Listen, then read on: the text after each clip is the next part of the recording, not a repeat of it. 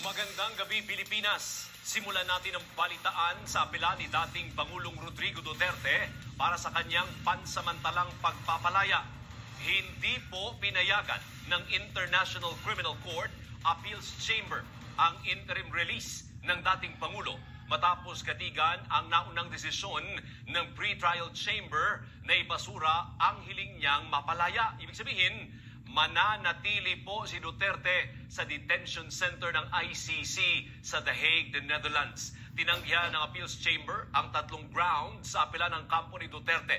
Ayon sa Appeals Chamber, nabigo ang dipensang patunayan na hindi flight risk si Duterte at hindi gagamit ng mga koneksyon para makialam sa investigasyon. Kinatigan din ang paggamit ng mga artikulo mula sa media para paigtingin ang mga argumento kontra sa pagpapalaya sa dating Pangulo. Nabanggit din ng Appeals Chamber ang circumstances at impluensya ni Duterte bilang dating Pangulo at bagong halal na alkalde ng Davao City.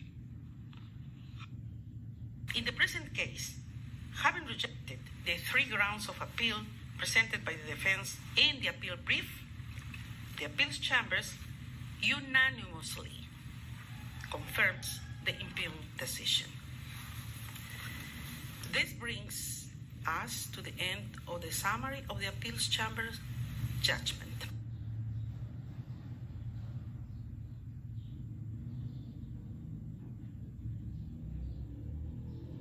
Having rejected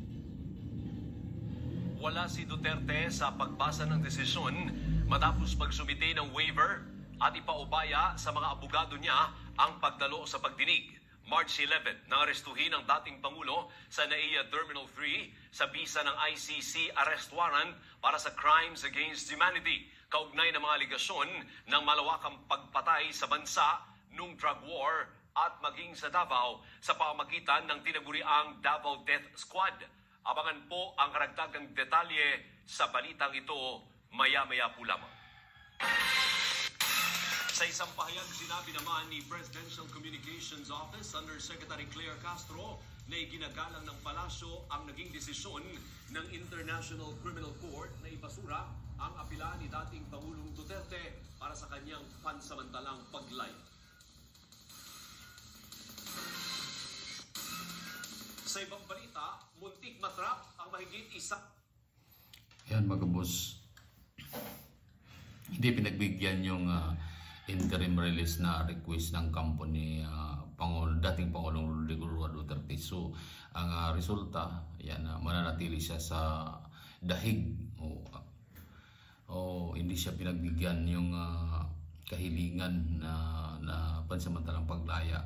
So, sa three grounds, ayan, unanimous decision yung nila mga boss, yung decision ng mga judges. So siyempre ay inaasahan ng sambayan ng Pilipino na may balik na dito sa Pilipinas si dating Pangulong Rodrigo Duterte, pero hindi pa rin pinagbigyan. Yan, even sa humanitarian reason mga boss, hindi pa rin kinoconsider nila yung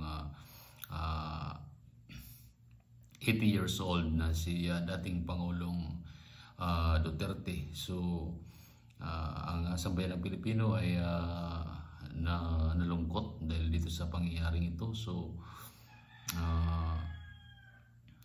maraming nagpoprotesta ayan dahil hindi makatarungan yung desisyon ng dahig para sa kanya, dahil unang-una hindi pa naman siya guilty o wala pang actually yung final judgment yan mga boss.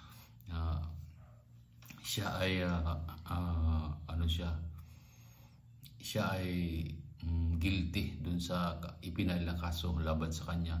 So maraming nalungkot dahil dito at lalo na yung kanyang mga supporter ayan dito sa Pilipinas. So umaasa pa rin na sa mga darating na panahon ay mapawalang bisa o ang kanyang kaso doon sa dahig.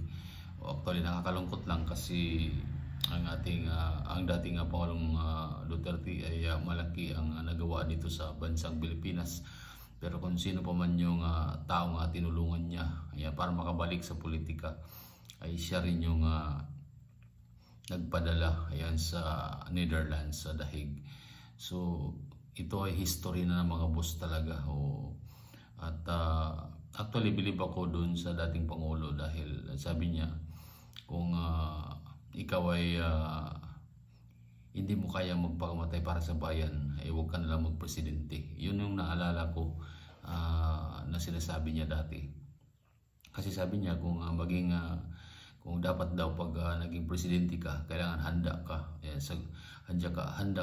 Handa mo harapin yung mga problema na mangyayari sa iyong nasasakupan sa bansa.